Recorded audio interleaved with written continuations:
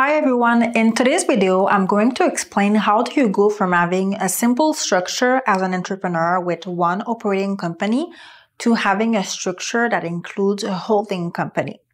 So first of all, we'll start with the usual scenario at the beginning.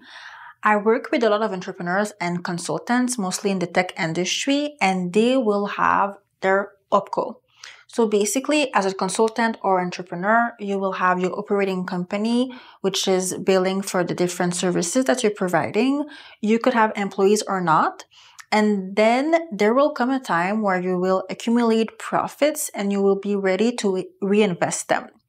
So at this point, you'll have to wonder, do I invest my profit within the operating company or should I consider a holding company? A holding company is basically very similar to an operating company. Both of them are incorporations, but their purposes are completely different.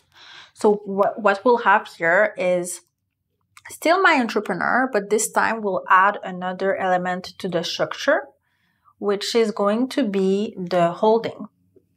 So we'll call it the holdco. So the holdco now is created.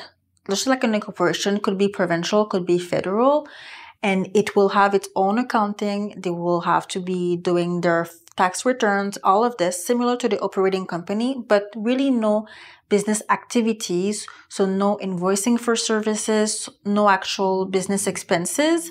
And at this point, the goal is to be able to put the holding company as a shareholder of your OpCo.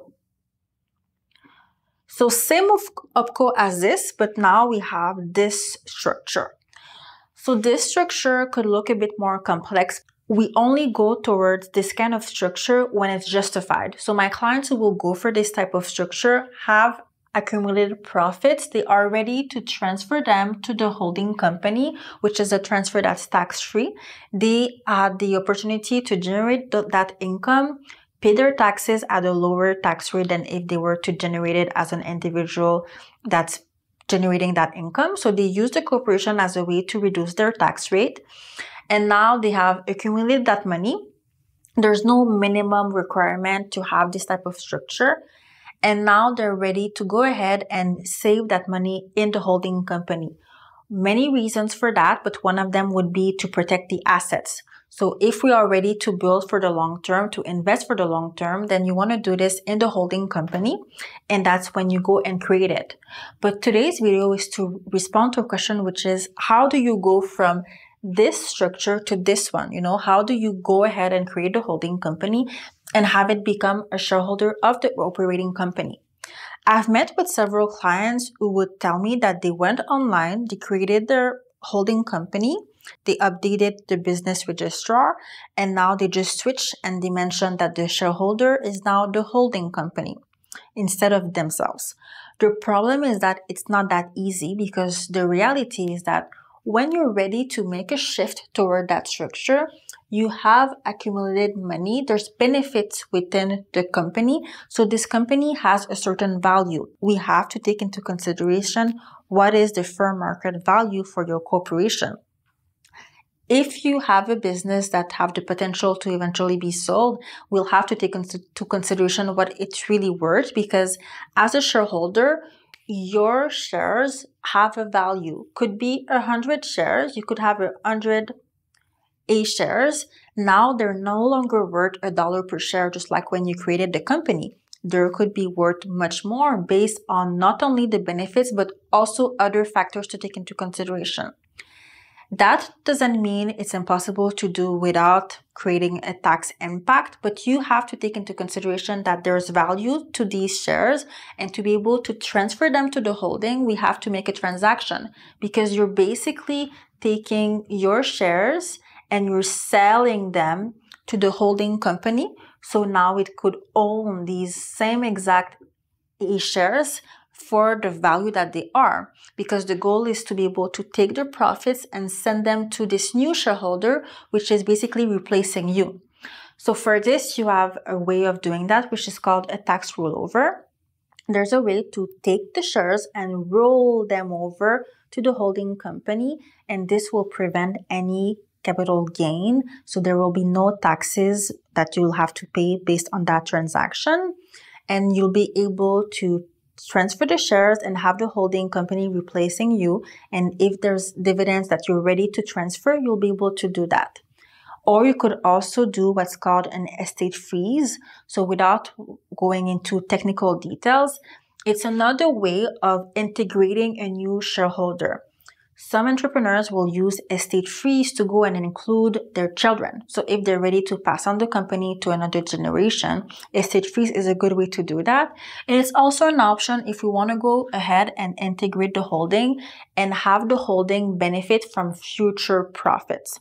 So if you're looking for immediate access to cash, the estate freeze might not be the ideal way to start off. But if you're planning on accumulating in the next couple of years and you want the holding to be there for that, you can go ahead and use that technique as well.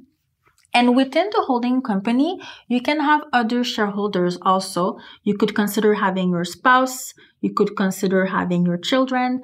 So it's a way also to be able to have your other family members eventually benefit from the company and the structure that you're building, because the goal here is to use the profits from your operating, invest them, could be invested within the holding company, or you could go for something more, even more complex or sophisticated by defining a purpose for another company, like a real estate company, which the goal would be only to own different investments that you have.